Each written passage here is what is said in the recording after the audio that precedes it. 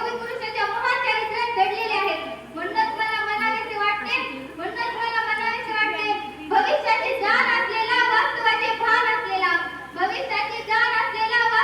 भान असलेला शक्तीबरोबर संयम जोपासणारा सह्याद्रीचा हा सुपुत्र ताठमानेने यमुना काठी उभा आहे.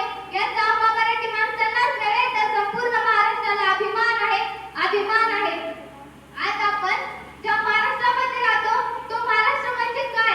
तो महाराष्ट्र म्हणजे शिवरायांच्या विचारांचा, जिजाऊंच्या संस्कारांचा आणि शंभूराजांच्या शूर पराक्रमाचा साक्षीदार आहे.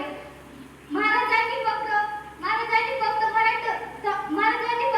शक्तिशाली मराठा साम्राज्य निर्माण केले नाही, तर त्यांनी भारतीय संस्कृती आणि स्वाभिमान देखील जिवंत ठेवला आहे.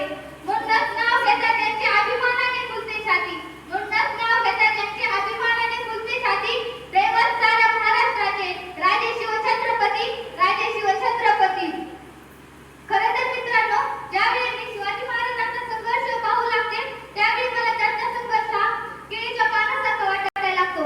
पण मला त्यांचा संघर्ष हा कधीच बाबळीच्या पानासारखा वाटायला लागत नाही. कारण बाबळीचे पाने छोटे छोटे असतात. एखादे वादळ वारे आले तर ते स्वतःचा बचाव करण्यासाठी स्वतःला मिटून घेतात, जुळून पडतात.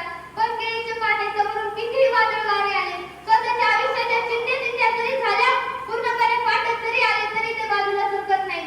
त्याचप्रमाणे मला शिवाजी महाराजांचा संघर्ष सुद्धा वाटू लागतो. एवढे बोलून थांबते व शेवटी जाता जाता एवढं सांगते